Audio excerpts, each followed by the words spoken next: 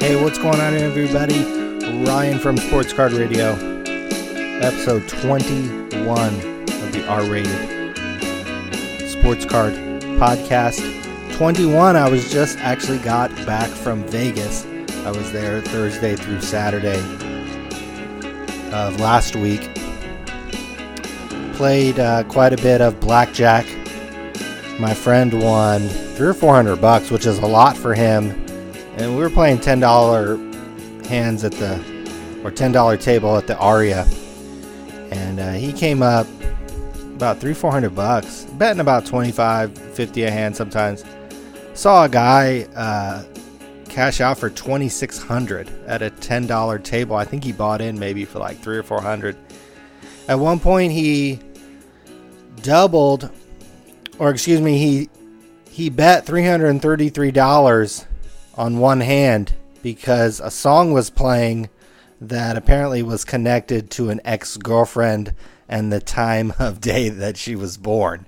And he actually ended up having to double that hand because he got a soft ace. The dealer had like a 5 or 6, so he doubled. So he had $666 on this blackjack hand. He drew to an 18. The dealer drew to a 17 and had to stop and pay him out about $1,200.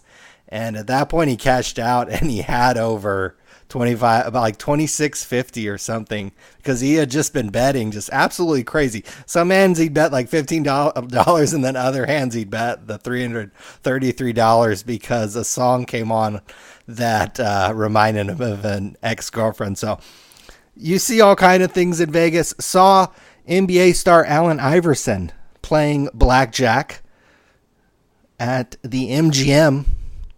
Actually walked past him. A friend and I walked past him actually and didn't notice him, but we noticed this 6'7" guy, kind of bodyguardish guy, kind of standing there. I remember we made a comment and be like, boy, that guy was huge. What was he standing there for? Turns out a couple hours later on our way back, they were still at the exact same table.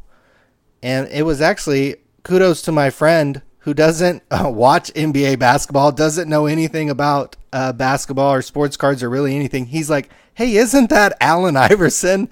And so we walk over there and I was like, indeed, that was Allen Iverson and that was his bodyguard. And I just got to say, Allen Iverson, I don't know what he's on, but I hope some people around him get him some help. He was on something. He wasn't just drunk. I don't know if it's pills or muscle relaxers or really good weed. I'm hoping it's just maybe some alcohol. I know he's known to drink, but maybe there was something else involved there. He looked way too medicated, and I'll just leave it at that. So Iverson at the MGM, and actually later that night, I think is the same night we actually came up a little bit. I think I won a little bit. I don't bet that big, believe it or not, when I go to Vegas, but fun times there. But back in action, and we have some topics to discuss on the show number 21 R-Rated Sports Card Show. Topps is cutting off Amazon sellers. Supposedly, we'll talk about this, how or if it will be enforced. I've actually sold and have some Topps boxes for sale on Amazon. I'll talk about my experience and what I plan to do and what I think other sellers might or should do. An Upper Deck ePack mistake. Oh no, I'm a big fanboy of Upper Deck ePack, but they kind of blew it here. And we'll talk briefly about a story there. A Group Breaker got hacked. We'll discuss that, and it'll also come up probably in our discussion about Topps cutting off Amazon, and an update on Byron Buxton, who has cooled off maybe the last couple days, but maybe getting mentioned on the R-Rated Sports Card Show. Maybe that all of a sudden can jumpstart your MLB career. I certainly wish. First topic, Topps sending out a notice to some sellers on Amazon. Oh no. It reads, Dear valued Topps customer, we have noted you have listings on Amazon. In accordance with our MLB license, we ask that you adhere to the set parameters of not supporting third-party sellers, which sell Topps MLB trading cards honor directly to Amazon. We would like to emphasize that this policy only applies to the sale of Topps products on Amazon. Currently, other Topps licensed brands are permitted on all e-commerce channels. So you can clearly see on this statement, definitely appears like Major League Baseball kind of reached out to their licensees, which includes Topps, and MLB kind of saying, hey, you need to get on Amazon and tell these retailers selling MLB licensed stuff that they can't sell on here because we don't want MLB licensed stuff sold on Amazon. And you can kind of tell that this is the case because Topps kind of went out of their way in their very brief statement to kind of pat you on the back a little bit. They called you a valued customer. And they made sure to note, they even said, we would like to emphasize that the policy only applies to MLB baseball products and not the other brands. So anything else that they carry, the Star Wars stuff, any other license they have, the soccer stuff, wacky packages, anything else that they're associated with, you're certainly free and clear to sell. It's unclear how this will be enforced. Because again, this came from Topps. This didn't come from Amazon. This didn't come from Major League Baseball. Amazon hasn't kicked any listings off. And I know this because I personally have Topps products boxes listed for sale. So I didn't hear a peep today. And none of my listings have been touched. And you certainly can go through the process to upload a new listing if need be. This just came straight from Topps. So it'll be unclear, how this will be enforced. The NFL sent out kind of a similar notice, and they went to the press actually with it. A similar ban. They actually have a ban on eBay and Amazon. You supposedly can't sell NFL licensed goods on eBay and Amazon. So imagine that if you couldn't sell football cards on eBay. And quote unquote, supposedly that is the case. But again, how is it enforced? Is the NFL doing anything about it? Is Topps? Is any of the other licensees? Fanatics, we've discussed them. They're a big one. Nike. Guarantee you could find Nike jerseys, fake and real, of just about every well-known player in the NFL. You could certainly find just about any unopened NFL sports card box going back however many number of years on eBay. So again, there's supposedly an NFL ban on eBay and Amazon, and again, it's not enforced. I have several NFL products, card related or not related, on Amazon. MLB or Topps are going to have to step in here. I'm sure my brother will discuss this on his show, the Sports Card Show podcast, greater detail. He kind of knows a little bit more about the inner workings of Amazon and what their maybe intended goal is from either the MLB side or Amazon side, and what Amazon's response might or lack thereof will be here. I think the MLB or Topps will have to really aggressively step in, contact Amazon, and either get these things gated. I know there are certain brands that you have to provide Amazon with a written, letter from the distributor or an authorization from the manufacturer that you can sell on Amazon. There are a lot of brands that are in that case. Topps is not that way. So it's unclear how this will be enforced. And just judging by the past history of Topps, I'd be surprised if this is aggressively enforced. Personally, I've sold over 1,000 2016 Topps opening day baseball retail blaster boxes on Amazon this year. Actually, in about a 4-month time span, actually, because I'm out. When I heard this news, you thought it maybe would have affected me more. Actually, it doesn't, because I'm out of the one product that I kind of milked for a few months, which was this 2016 Topps opening day blasters that were being heavily discounted by just about everybody. So I bought, about 1,000 boxes and sent them to Amazon and sold them over the course of a few months and ended up making about $4 a box. So in all told, I probably made a pretty easy $4,000 there. If there was a strict ban in place, I would not even be able to list these, or these listings would be taken down. So obviously that would be problematic for any dealer that has extensive inventory either listed or especially in FBA, because now, you would potentially have to get this inventory back and then sell it either on eBay or your own site or some other kind of way, which may not be that hard a thing to do with Topps products, especially recently. So I had 1,000 boxes for sale. I have only about 50 of some other stuff, 50 total, not 50 different, but just 50 total Topps boxes of one other low-end product. So I don't have a whole lot of exposure to this. I was not planning to sell a lot of Topps products or even sports card products in general. My next big order, which I'm planning in the next couple of weeks, is going to be more in the Beanie Babies realm, since I get a lot of organic traffic that way. I really started off selling on Amazon and selling cards because that's kind of what I knew, and that's a great way to start. Same way I started with a sports card website and then moved on from there to other niches and other categories, other, higher paying kind of sites. But it's good to kind of test things out in sports cards. So that's what I did on Amazon. Kind of tested things out, sent in some sports card stuff or sports related stuff or stuff that you could get from the distributors in the sports card realm. And one of the products I picked up on was this 2016 Topps opening day.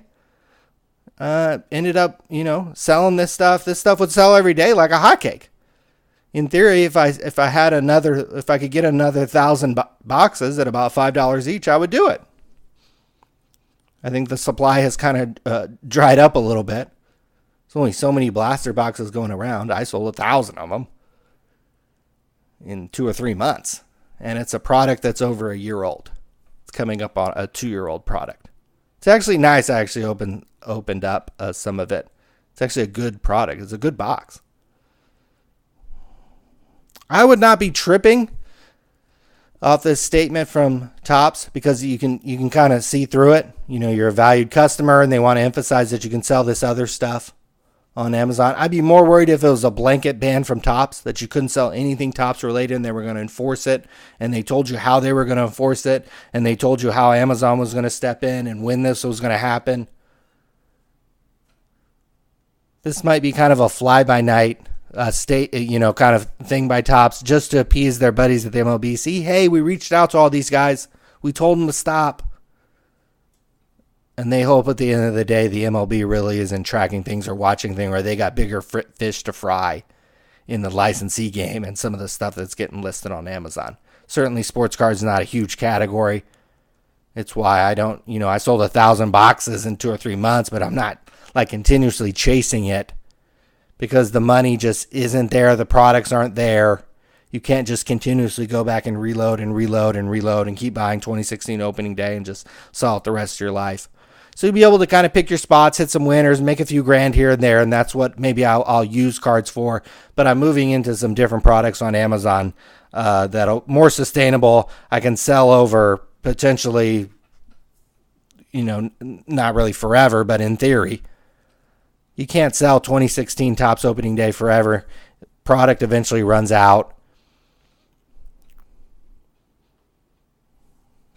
Or there's enough competition that, it dries up the product, or people have moved on to the next year. Topps doesn't get to escape all the blame here. They have to own some of this. And even if they aren't going to enforce this, and it was just kind of a cover your ass statement to make the bigwigs over at the MLB happy, that they sent a few of these out and maybe scared a couple people. They've got to shore up this dealer network. I mean, you think I sold 1,000 2016 Topps opening day boxes in like 3 or 4 months. Just fucking around. Football season was a few months away. You remember I was podcasting about it. You can go back to those episodes. They'll probably say, I'm fucking around. Football's a few months away. I don't really have shit to do. Let's start selling some shit on Amazon.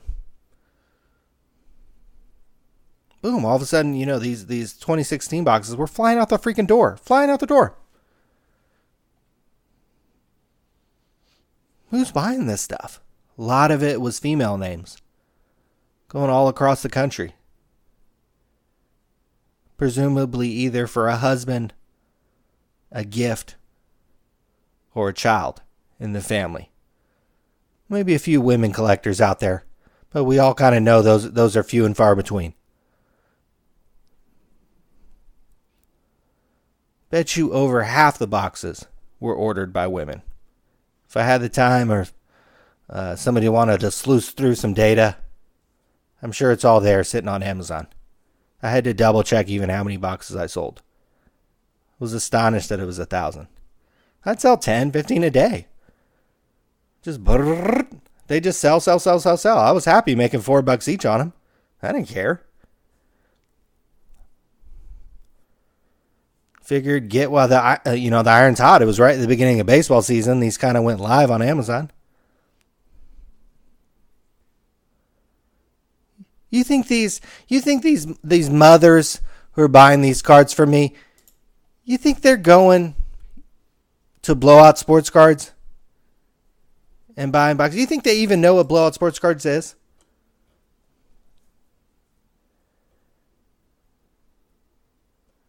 Think they know what eBay is? They might know what eBay is. You think they shop there very much?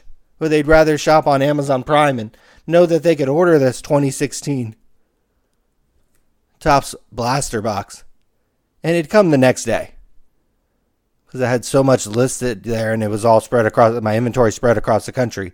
It'd come in 1 and 2 days if they wanted that option. You think these mothers who are buying this as a gift, who know nothing about baseball cards, they were only buying this product because when they search baseball cards, this is one of the top selling products on Amazon. 2016 opening day blaster. You could search it on Amazon. Search top sports card products, Amazon on Google.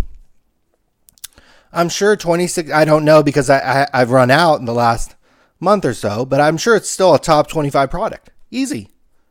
2016 opening day baseball. So, it's pretty easy for them to find it. And a lot of the other recent baseball products are really expensive because they have Aaron Judge in them or Cody Bellinger in them. And even a blaster of Top Series 1 might be $25 right now. So it makes the 2016 opening day affordable and push into top seller rankings. That's how I was able to sell 1,000 in a couple months. Think these moms are going to blow out sports cards? Think these moms go to Breakers TV and buy a group break spot for their kid or their husband and somehow present that to them? You think these moms would rather get in the car and drive however long to Target or Walmart, or if there's even a hobby shop within 500 miles to pick out some cards? Or is it just a little easier, a couple clicks of a mouse, to order a $15 box and have it show up the next day or the day after? And oh yeah, maybe they'll get some cat food.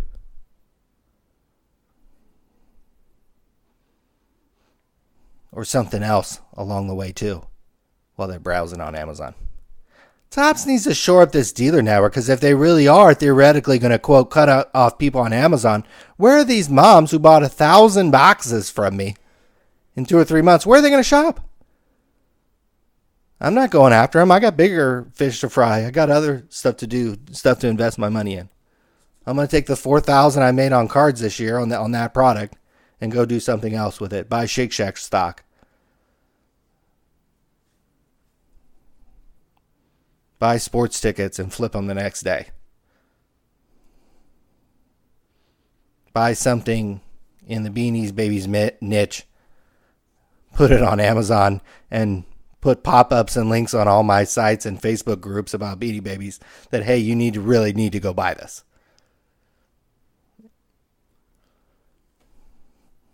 It's not something I can do in the sports card niche.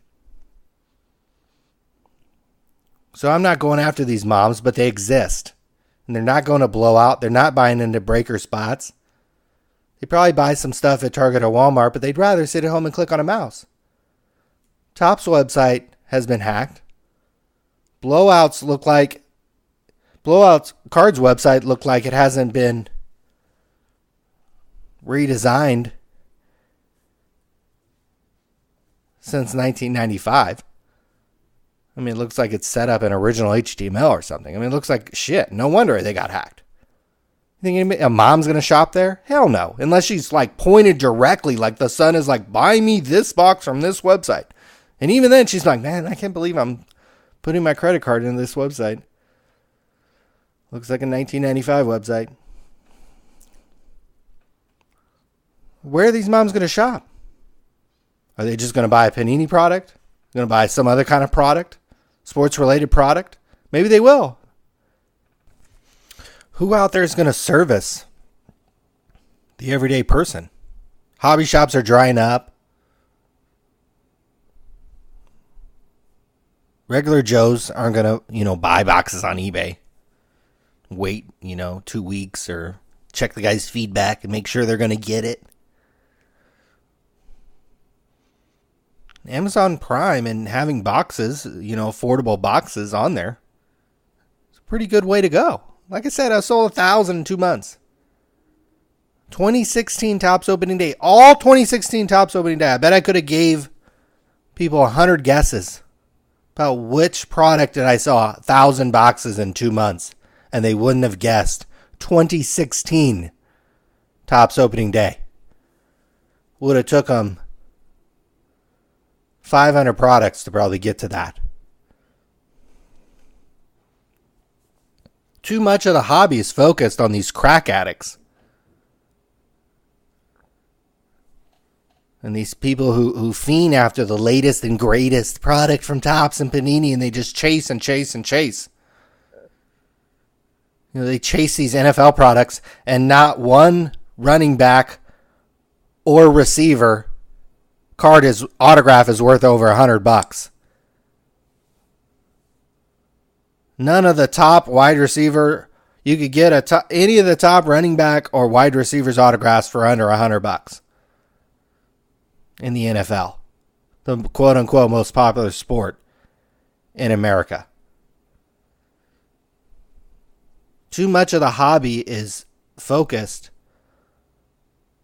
on these people who have to scratch the itch on Breakers TV,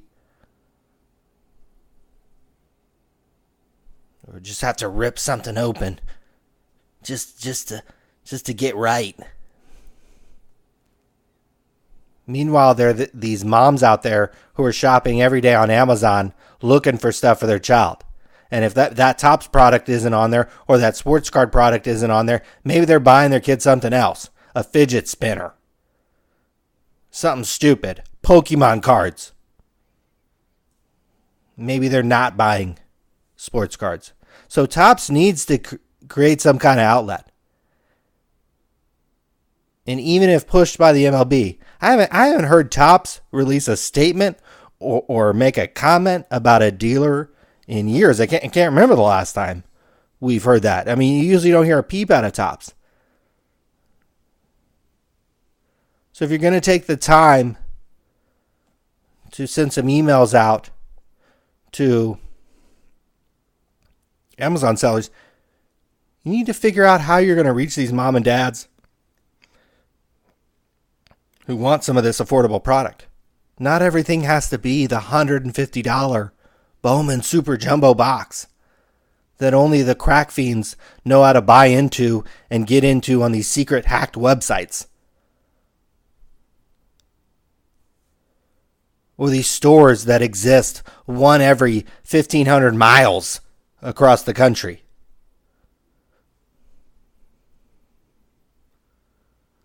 Or people have cracked the wholesale code and know how to just order from GTS or Southern Hobby or Peach State or any of the other ones, or get on DealerNet and get stuff at wholesale prices.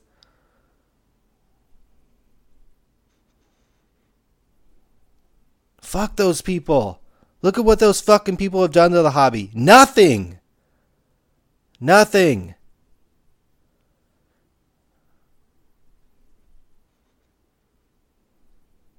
Where are the $10 boxes, the $20 boxes? And not just at stupid fucking Target and Walmart so people can take their digital scale and weigh those or feel those up and take the few good cards that are in there. Why can't those be ordered? Maybe this is leading to Topps, exclusively selling on Amazon themselves, or the MLB kind of creating that gateway. Sure, that's at the end of the day what the MLB wants. They want their stuff sold on Amazon. They just want to keep all the money. So cool, let Topps sell on there.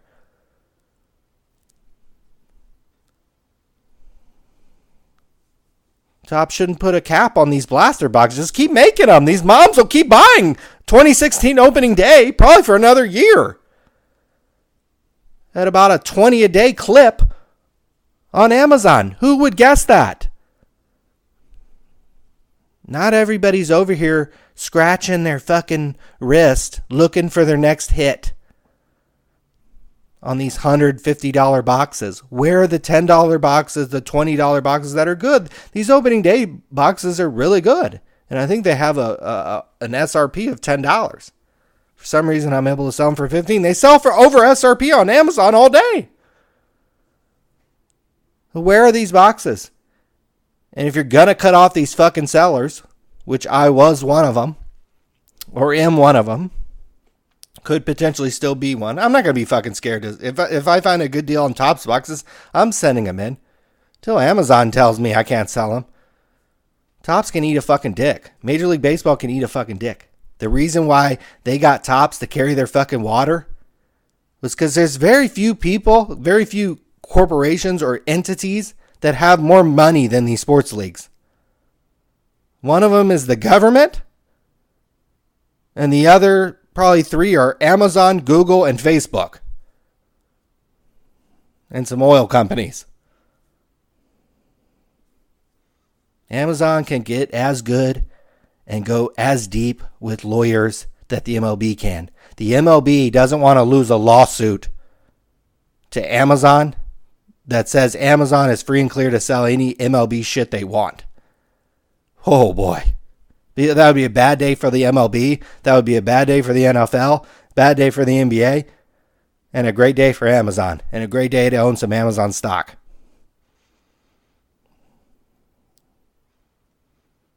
And I'm not a legal expert, but it wouldn't shock me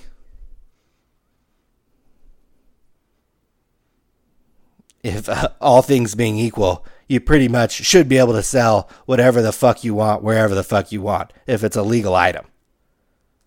These restrictions are bullshit. So the MLB can eat a dick. Topps can eat a fucking dick. If you're going to cut off these blaster box sellers, do something about it. Your fucking website sucks. Your website's been hacked. You're admitted you're going through a rebuild on it. Trying to set up a new Topps Now site. Where are we going to buy these boxes? Don't fucking go to DA and Blowout and those fucking idiot jokers. Something new. It's got to be something new. Could be through your own site. I don't give a fuck. You got to prove that it's worthy, and you got to put some muscle behind it in some of your advertising. I see all these fucking stupid Topps bunt ads everywhere on the. My buddy showed me. My buddy doesn't know shit about baseball cards. He was on some like Hollywood Reporter site, I don't know, looking at some Rihanna videos.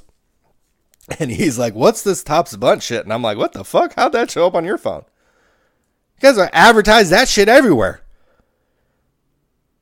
Put 1,000 blasters on your fucking website and they might sell in one day, and do a little bit of advertising. Little bit. Just a little bit.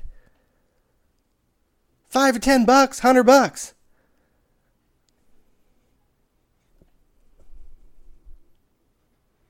So you got to do something. Because these moms who are buying these boxes and these kids who are receiving these boxes, they're important. And I'd argue they're more important than these fucking idiot crack fiends. You could put auto pen cards in the box and they'll buy it. Put fucking Mitchell and S packs patches in the box and they'll fucking buy it. No fucking wet their pants over it. You put receivers and running backs who the top guys aren't even worth $50 in the box, and when they pull it, they're like, oh my god, they fucking nut over their fucking pants of these fucking receivers and running backs who ain't worth fucking shit. You've got those guys hook, line, and sinker. The mom, when she's on Amazon and that box isn't there anymore,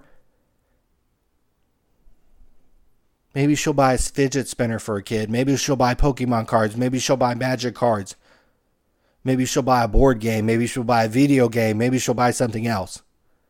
So I'd argue it's really important. Amazon as a channel. Clearly I've shown. How many of you guys have sold 1,000 boxes of cards this year? Probably not many. I did it in a couple months. And again, it was 2016 opening day. Product a year and a half old. A year old when I was selling it. There's a market here that Topps isn't tapping into, that nobody is tapping into effectively. It blows my mind. Everybody's chasing this hot $150 box, $10,000 box. Fuck that shit. That shit's great. You've got those guys. You could sell $10, $20 boxes by the hundreds effectively online if they knew where to get it and you advertise it properly, and preferably just fucking sell it through Amazon.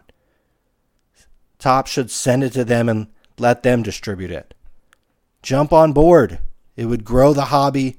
Those guys who are buying the 2016 opening day blasters, maybe they fucking turn into crack fiends and end up on the hacked websites and the hacked forums and buy into this shit and become a breaker and become a fucking crack addict. These blasters are a gateway drug, and certainly Topps should fucking make sure there's an outlet to sell them. Moving on. This is actually the topic I thought I was going to get a little worked up about. Upper Deck ePack. This was a mistake in my eyes, and I am a literal ePack fanatic. I have the ePack fanatic badge achievement on the Upper Deck ePack site. What is that, you ask? That is logging in 365 days in a row. Wow. So when that popped up, I didn't know if that was good or bad. When that popped up a few weeks ago, I logged in and it said I had the ePack Fanatic bag log in one day, every day for 365 days in a row. And I was like, wow. I was like, I literally thought I'd missed a few days, but I guess I hadn't. I was just shocked. So I'm a literal ePack fanatic. So it pains me to have to recount this story. And this comes courtesy of blogger Beans Ball Card blog. Beans with an S, ballcardblog.com.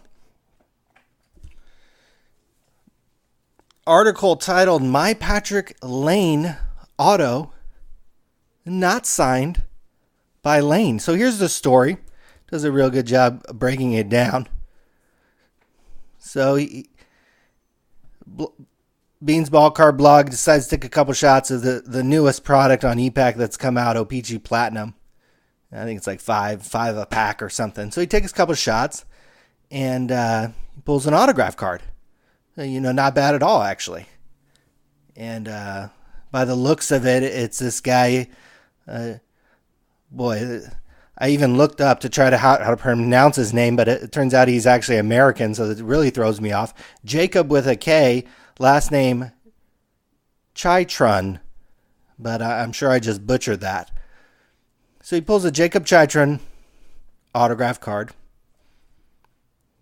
It's worth about $6 or so, $5-6. So not bad at all, actually. Considering on ePack you can get slapped pretty good in the packs.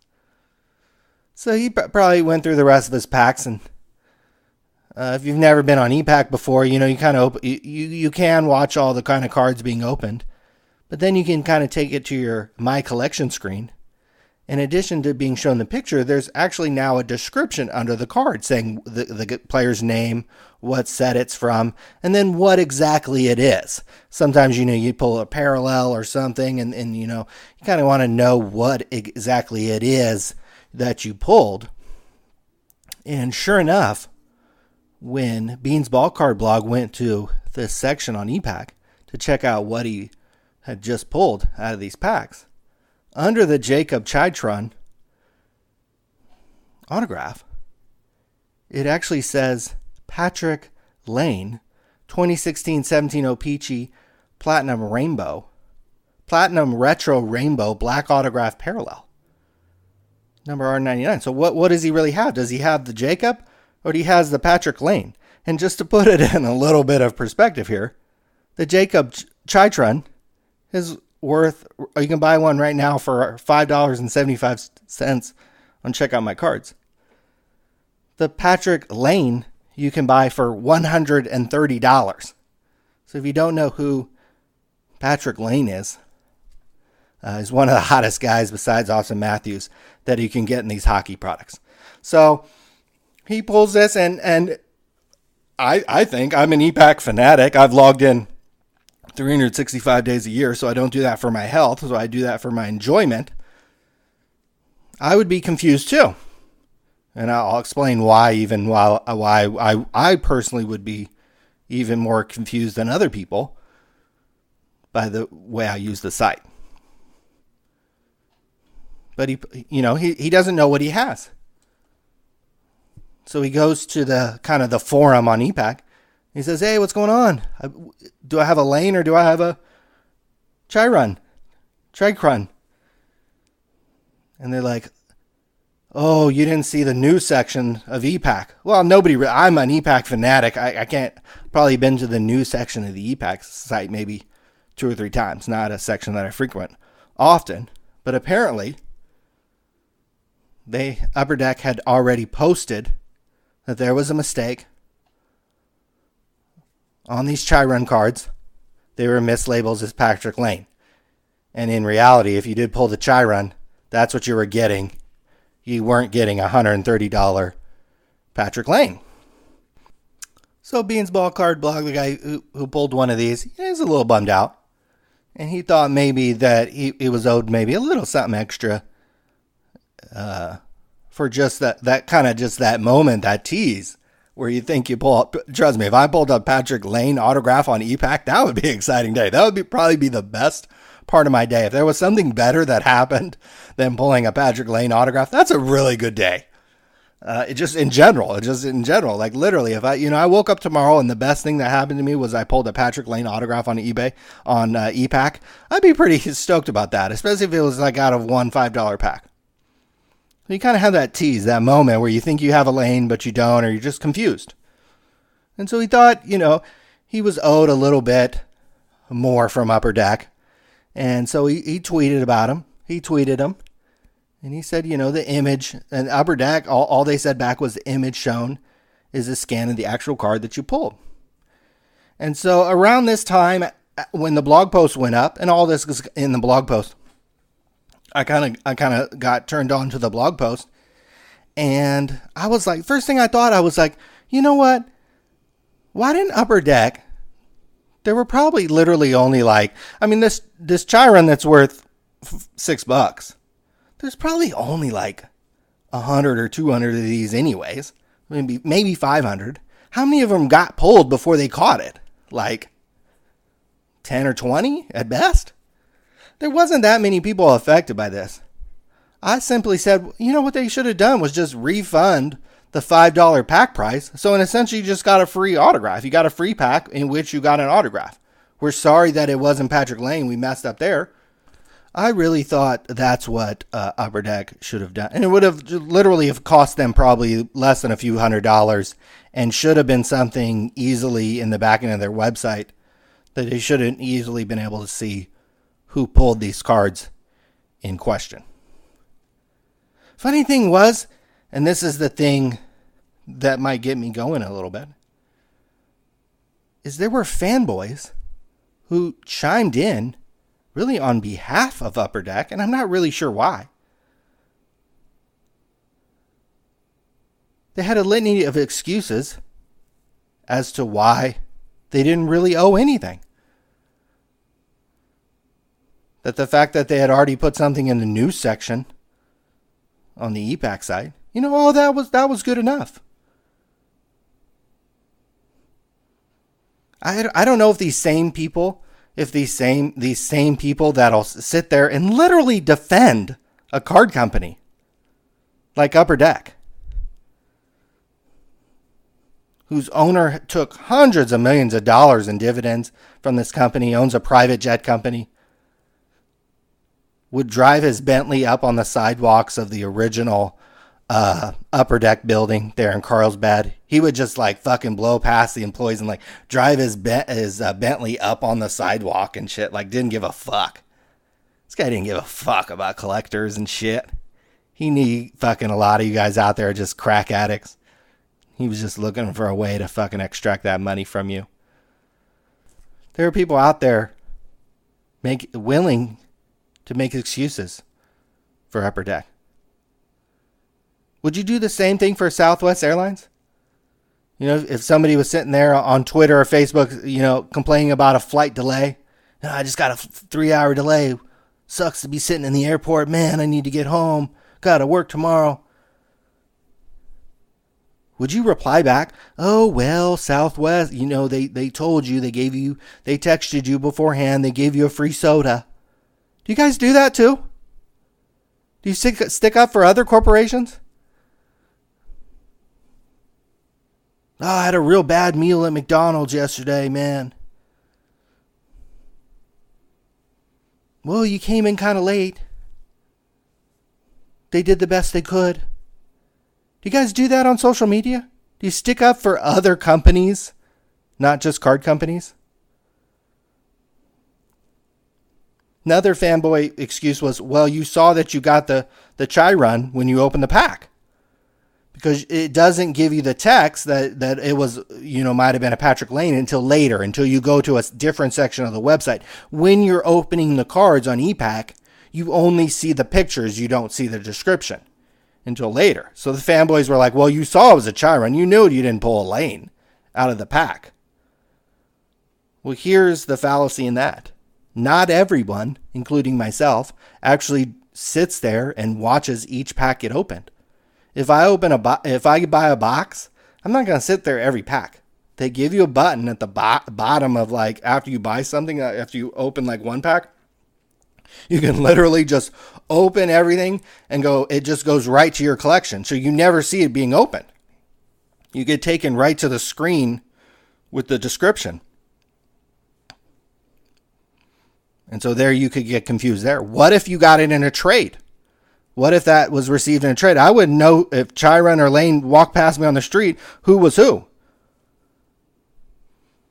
But if I got a trade and it says Patrick Lane, Black Rainbow Refractor, I might get tricked. So I think at the very least, Upper Deck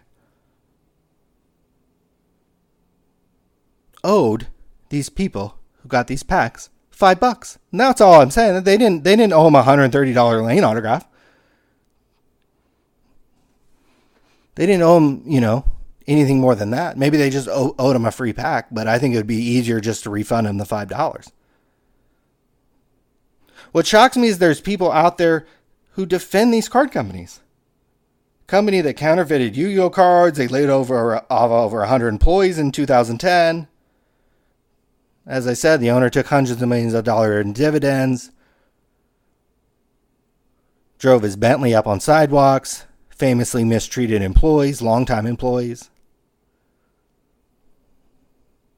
This is the company you're defending? Do you defend Southwest Airlines and United and Delta when they delay a flight and somebody you're following or somebody you know is complaining about that on social media? Think about that next time. Just think about that next time. You better have a good reason if you're going to defend a company. If Check Out My Cards raises their fees a nickel, better have a good reason to defend them and justification.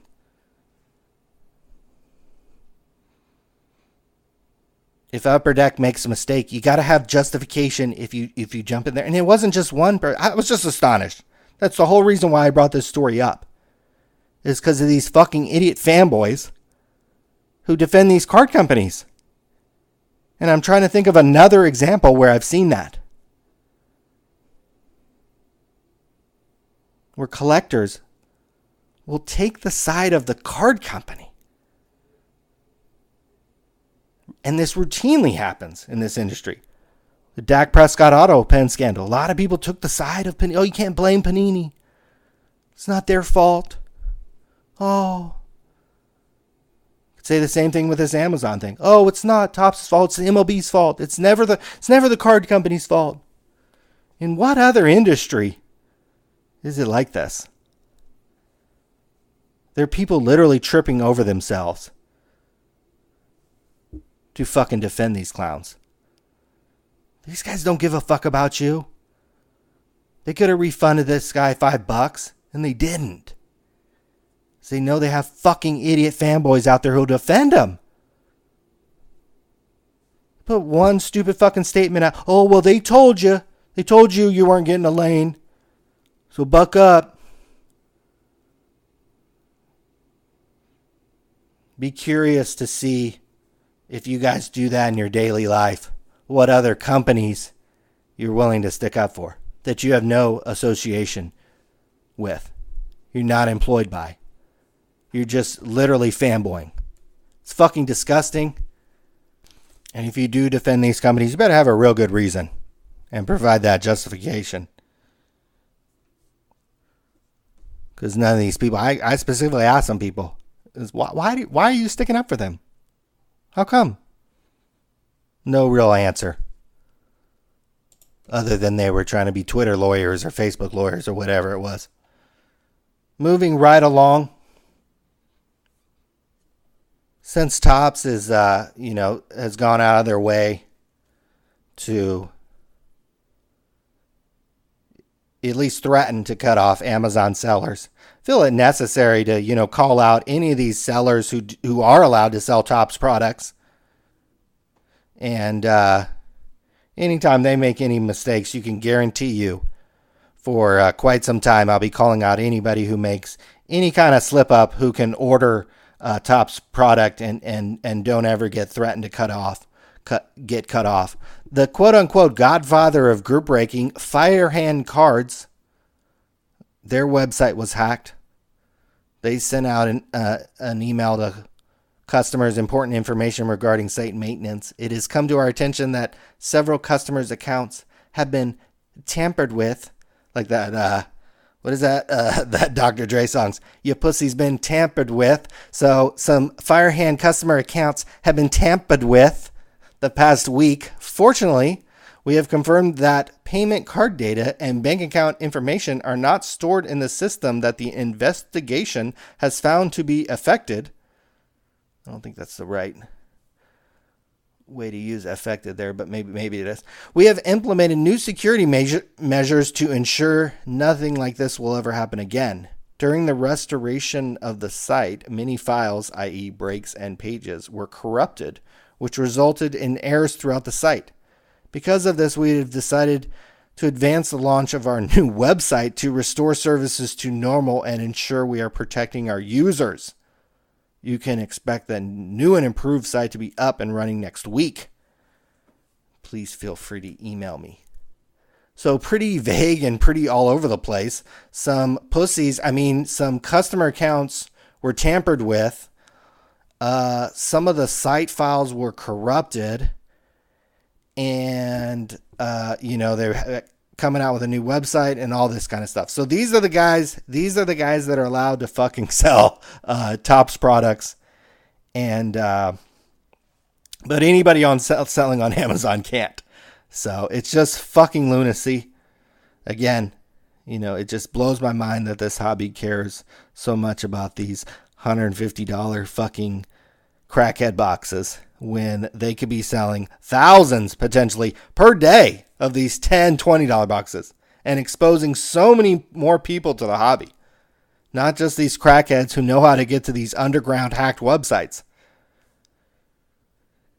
So I doubt his business is going to be affected. Again, if your only drug dealer rips you off one day, or he shorts you a little bit one day, you're still going to go back to him because you still need that hit. You guys still need that hit, so you still go back to your favorite breaker, or if he has it, or if he's your guy, or if he has the best price.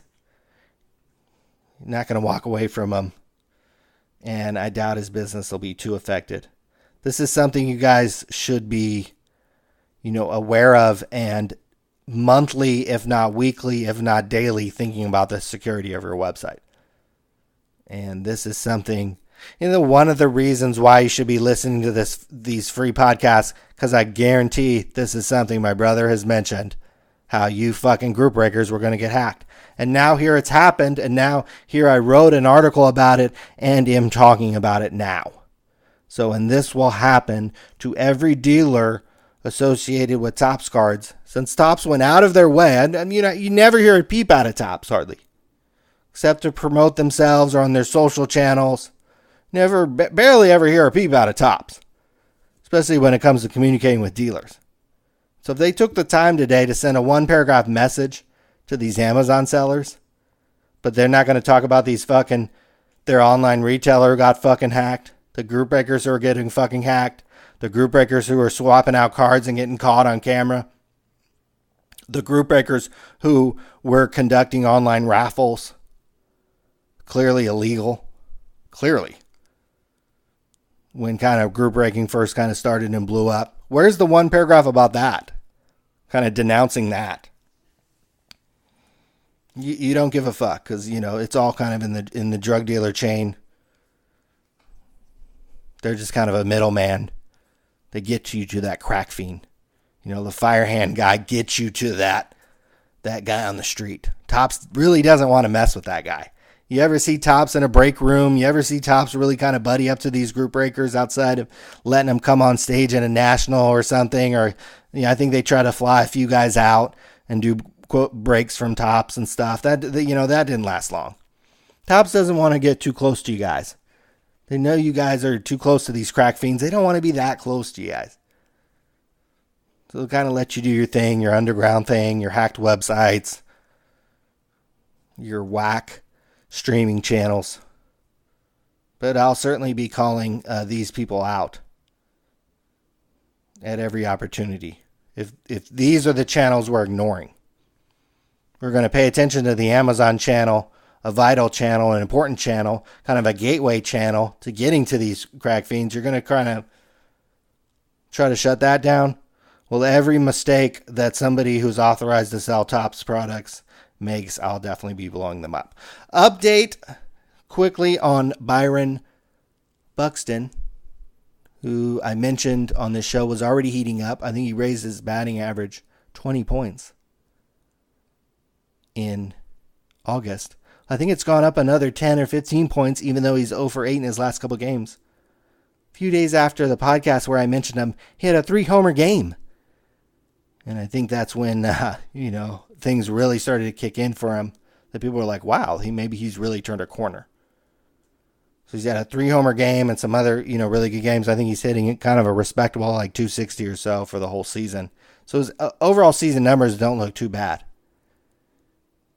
He's one of the fastest players in the game. Great outfielder.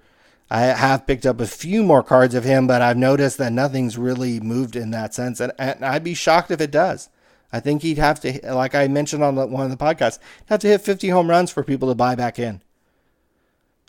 These crack fiends are on to the next, hot guy, the next hottest thing.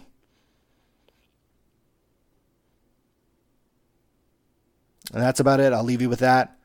If you want to reach out, sportscardradio.com, sportscardshow@gmail.com, Sportscard News on Twitter. My brother is Sportscard Radio on Twitter. You can find us there. 4545 Georgetown Place, Suite C34, Stockton, California, 95207. Hope you guys are doing good. Next time, some more topics to discuss. I'll be back. And talk then. See ya.